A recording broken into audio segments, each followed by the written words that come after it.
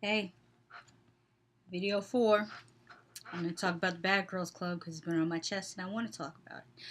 I wish I could tell you what episode this is, but I don't know what episode it is. All I know is that these girls are mad at Shanae for being sad.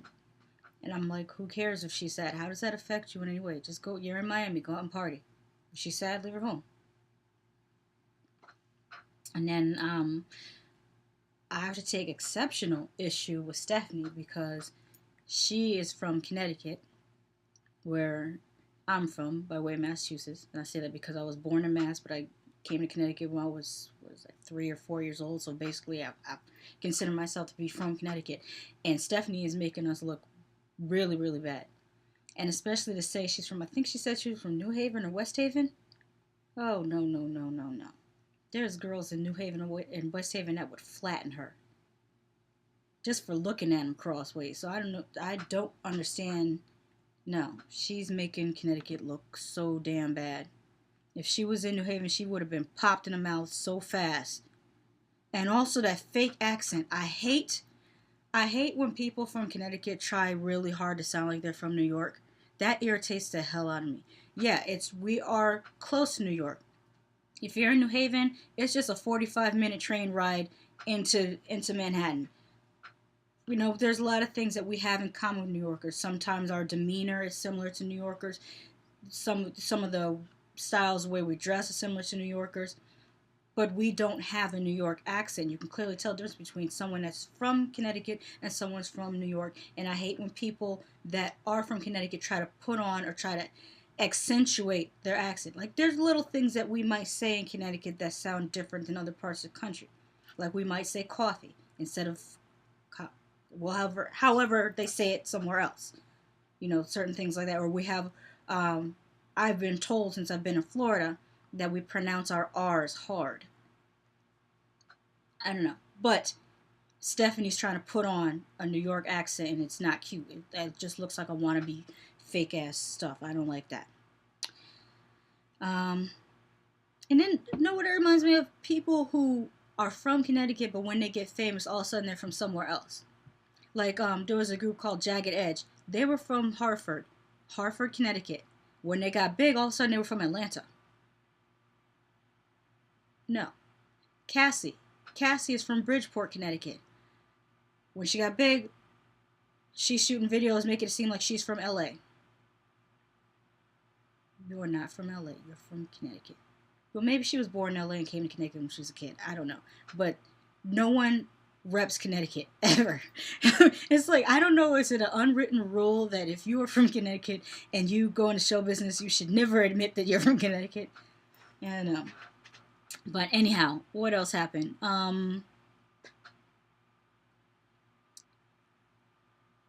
Oh, I think this is when they wanted to. Did I miss something? I'm thinking this is when they wanted to jump Shanae, which is some punk ass shit right there, which everyone agrees that's nothing new. But I think their issue with Shanae is really just hatefulness, because Shanae, here, let me say something. Let me explain the anatomy of hate. The thing with Shanae is she has potential. And that's what they are picking up on her. They're mad because she has potential. They are basic bitches, and all they will ever be is basic bitches, and they're destined to be forgotten. Shanae actually has potential to do something else because she does show that she has, some intelligence, that she has a skill for dancing, and that's something that people hire for. I mean, look how far Boom Cat, whatever her name was, went, or Paula Abdul. That's the epitome of someone. Or I would say Debbie Allen also. Debbie Allen would huge, and then you have Paula Abdul. In addition to doing her music, she also did the choreography for that scene in Coming to America with all the African dancers, and she did some of Janet Jackson's choreography, if I recall correctly. So Shanae has potential to go on and do great things. These girls have potential to go on to be Twitter celebrities and twerk for dollars. That's about it. All I need Shanae to do is stop slumming. I think that's her biggest mistake, was that she slummed. She tried to fit in with the girls that are down here when she's up here. And the thing with trying to fit in with gutter people is they can smell you. They can tell you're not from the gutter. And they're always gonna feel that jealousy that you're not from the gutter like them. It's almost like when you see suburban guys assume like a gangster type persona and try to hang in the city. Yeah, you could put on the baggy pants and you could try to change your diction to replicate the slang or whatever, but they could smell that you are not from where they're from. Worst case scenario, they just crack you up against your head and rob you. Best case scenario, they just clown you behind your back. Either way, they know you're not one of them. So it's like, it's not really worth it to try to perpetrate something that you're not. Just be who you are. And if they like you, they like you. If they don't, it's whatever. Life moves on. I think the thing, if I would tell Shanae to do one thing, no, more than one thing, I would tell her to get an agent, get a makeup artist, especially fix her brows. I feel like her brows are they're too thin and too dark. Fix those brows, and get a better weave. The weave is not that great. Get a nicer one. And number one, trademark the turn up is real. Trademark that. Just like who trademarked that saying? I think it was Tammy. Tammy trademarked something she said. I wish I could remember what it was. If somebody can remember what it was that Tammy said on a show, and then she trademarked the saying and put it on t-shirts. I don't know. But Tammy from Basketball Wives, that is. Who was formerly from Real World Los Angeles. I think it was Los Angeles, yeah. So anyways, yeah, that's what she should do. Trademark the turn up is real and put it on t-shirts and make your money. So what else happened? I said that already. Oh yeah, the 3 people that will be remembered from the season: Sarah, Janelle, and Shanae. The other girls, you're not gonna be really remembered. You're not gonna be Natalie Nunn. You're not gonna be Tanisha. I'm trying to think of anyone else that was all that memorable. No, just those 2, really. I can't think of... If I'm trying to think back of other Bad Girls Clubs and people that were memorable, I can't. I'm at a loss. Then, what was it? Oh, I cannot tell. I tweeted about this during the show. I can't tell the difference between Tiana and Jazz Monet. And I don't know what's wrong with me. Other people seem to be able to tell the difference between the 2 of them, but I cannot tell the difference between the 2 of them. Unless it says their name underneath it, I can't tell the difference. But they're both butterfaces. And same thing with Stephanie and the Bronx version of Stephanie. Forgettable. Then they talk about, they're all excited to see DJ Mugatu. I think that's what it sounded like they said, DJ Mugatu. And when I heard that name, it immediately made me think of Mugatu from Zoolander. That he made that design collection that was based off of homeless people, and it was called Derelict. That was funny when he had the little scale model of the school in Zoolander. Was like, it's too small for the children to fit in. But that's what I think of when I hear the name Mugatu. And then they were talking about how he's the biggest DJ in Miami, and I don't care. So moving on. These girls get easily starstruck. They're starstruck by a DJ. And maybe I don't understand it because where I'm from. Because the worst thing, I don't know what it is, and Stephanie should know this too, if she's from Connecticut. Nobody likes people who get starstruck. It's almost seen like it's a negative, like if I can't think of another term, but I've always heard of it referred to as dick riding. Where I'm from, it's not cool to dick ride. And the way they act, just because someone has a little notoriety, they act like dick riders, and that's not cute. And I think that's one of the reasons why a few, I wouldn't say a few, more than a few celebrities actually moved to Connecticut, because they can walk around and no one will bother them. because we see it as if I run up on you and ask you all these things that makes me look like I'm weak. So I'm just gonna talk to you like it's nothing to talk to you. That's in my opinion that's the New England way. You just act like you're not affected at all by this person's celebrity. That's how you're supposed to be. Stiff upper lip and all that. But yeah. So I don't know where they get all that. Well, I know where to get it from because they're basic people are like that. So they go to salsa class, and Stephanie and Gigi are all excited talking about how they're doing salsa, and you were not doing salsa. I was looking right at you because I've danced salsa before. I actually used to go to lessons too, dance salsa. But I first started doing that when I was living in Miami, and that's a popular thing to do in Miami is to go salsa dancing. So I had to learn how to salsa dance. So anyways, Stephanie and Gigi are talking about how they're doing salsa, but if you peep them and you look real close, they weren't doing salsa, they were doing merengue, and there's a difference. So, and they should know the difference. Their Latina card is revoked since they don't know the difference between salsa and merengue. Then we cut to Andrea being an alcoholic, which is a shame because her scenes when she's drunk remind me of the first 10 or 15 minutes of Intervention, and I used to love that show. I used to play a guessing game. Like, when they show the first 10 or 15 minutes, I would never read the description of the show. I would just watch it, and then I would guess what drug they were addicted to, or if it was alcohol. And I was pretty good at it. Especially with the method. I could spot a meth head like that from watching Intervention. I don't know what happened. They should bring it back. It really was a good show. So, anyways, they're, doing their talking heads, and I never listen to what they're saying in their talking heads because it's some variation of feeling some kind of way, turned up, or I can't remember. There's a third saying that they say a lot, but mostly feeling some kind of way, or feeling some type of way. Everybody's feeling some type of way, or they're getting turned up. It's almost like a doll that you pull the string on the back and it only has those two phrases. That's what they're like.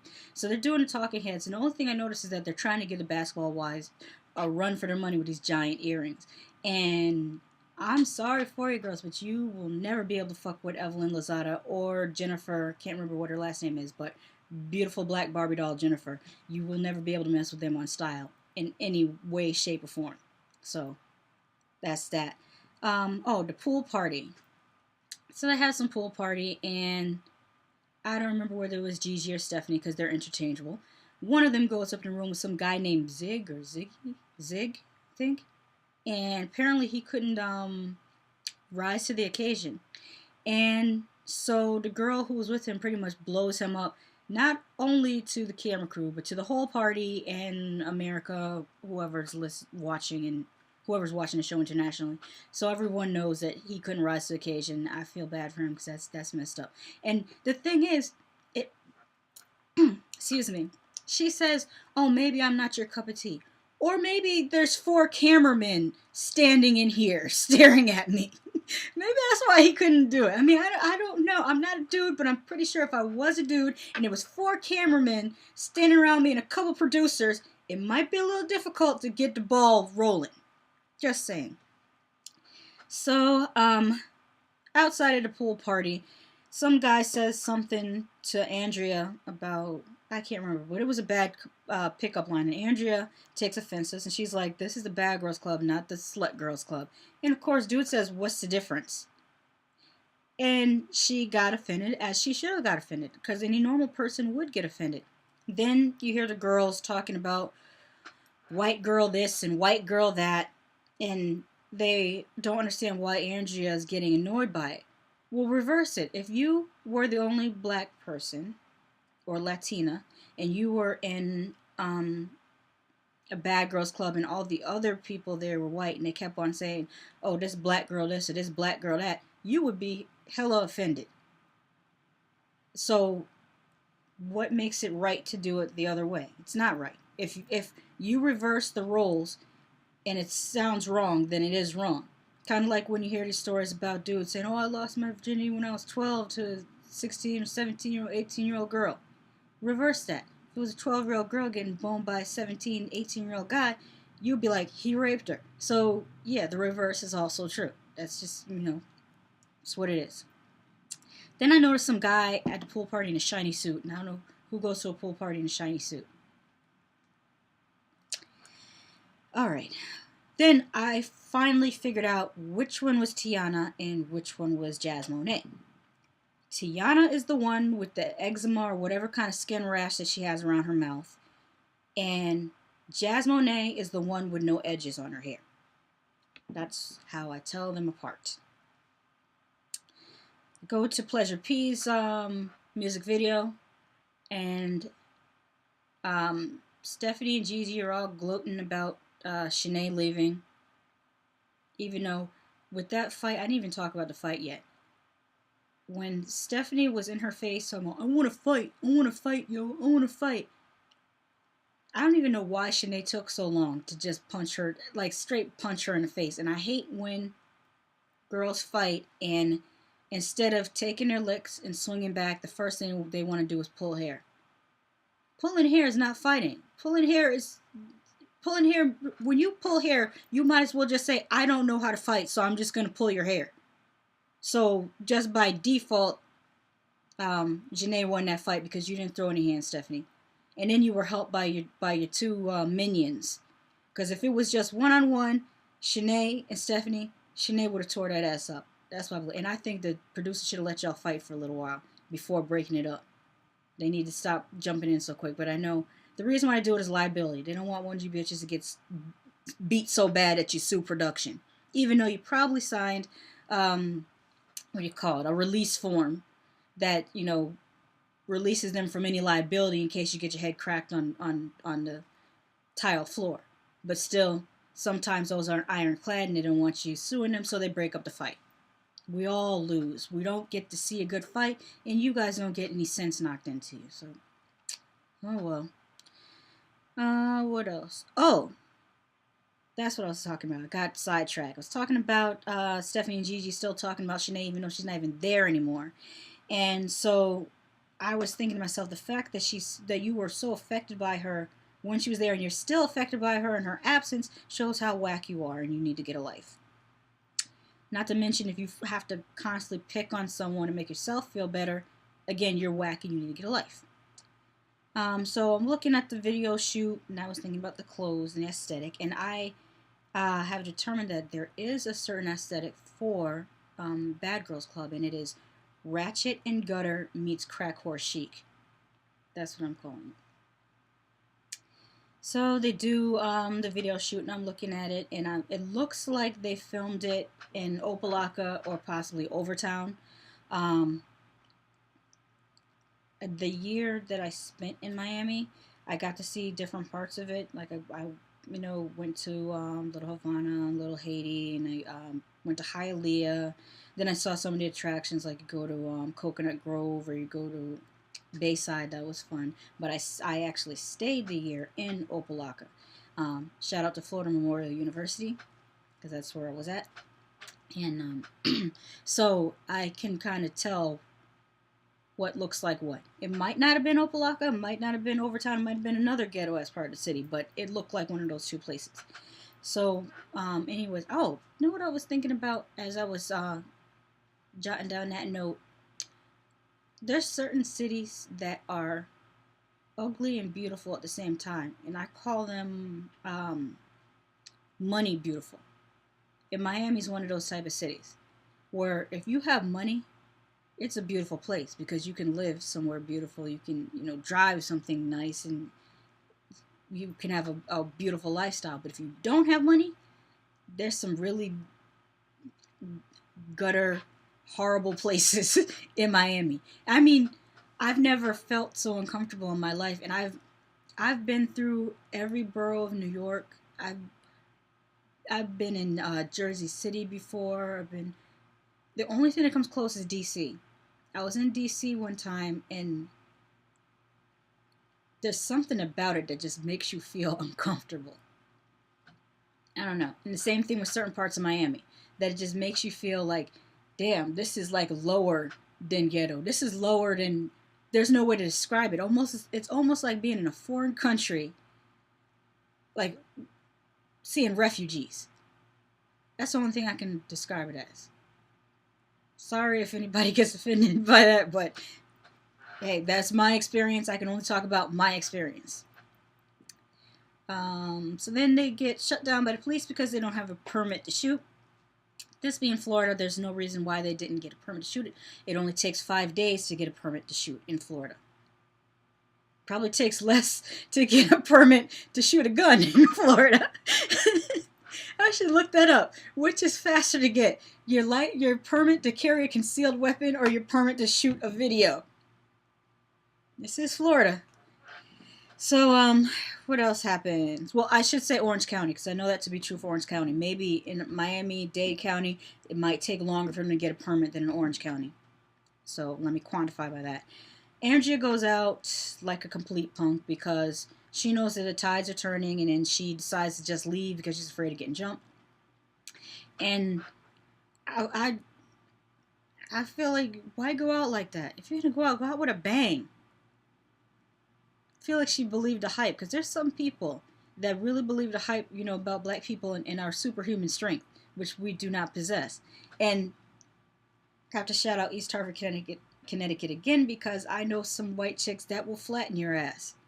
They happen to be Italian, Portuguese. Well, Portuguese, I don't know whether that counts or not, is white, but I think it does.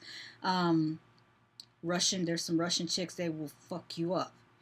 I don't know what Andrea was, but I just know I've seen some girls in my day that they, number one, they're not going to back down from a fight, and number two, you will end up bloody. So I don't know, it's a toss-up. Don't always think that automatically because someone is black that they can kick your ass, because sometimes they can't. Sometimes they just got a lot of mouth. So then we get introduced to Mercedes, who's very pretty. She kind of reminds me of Lauryn Hill, if Lauryn Hill had a weave, but she has really beautiful features, so there's that. Pleasure P comes by the house with some bottles and some singles, and like it's in their nature, they start twerking because it's just automatic for them. It's what they do.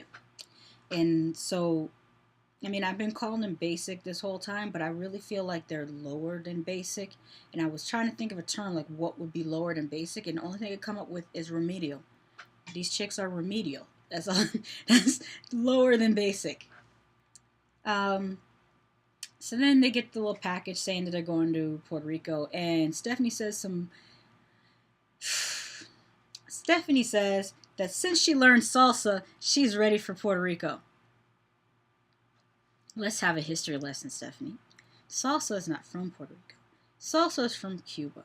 Salsa is actually a dance that originated by the influence of them bringing ballroom dancing to the Caribbean and South America, and the African influence on ballroom dancing, and that's what created salsa.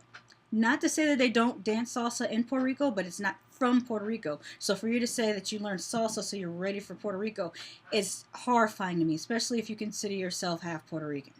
I believe she said she was half Puerto Rican, half Colombian. But it just really illuminated for me how some of my friends, I have some friends that are directly from Puerto Rico, and they've always maintained that Puerto Ricans are very different from New Yorkers or Amero-Ricans that are born here but have never been to Puerto Rico, and they don't really know much about Puerto Rico. But every Puerto Rican day, they got the flags and they're hollering Boricua, and they have no clue about their history or ancestry, and it's just look it up. That's all I'm saying. Look it up. But then again, I'm expecting too much. How am I expecting remedial chicks like this to know anything about history? That's my fault. I should not know that. But I do know the difference between salsa and merengue because I've been to enough quinces to know the difference. So that's how I learned that. And that's it. That's it. The show, I guess it's not coming back on for 2 weeks, so we won't know if we're going to get 2 new people or not. And I know that I started these at whatever episode this is, and it doesn't bother me. This is just, I watched it, I wanted to talk about it, so I'm starting off in the middle or towards the end. I don't know how many episodes we're going to have, so that's that. I'm looking forward to the reunion, because I want to see Sarah get up and fight some more people. And that's why they got rid of Sarah, because they knew she was going to be a liability. Because she did not back down from a fight from anybody. Even when they were trying to scratch her eyes out, she didn't back down. So I have to give her respect for that. So, see you later.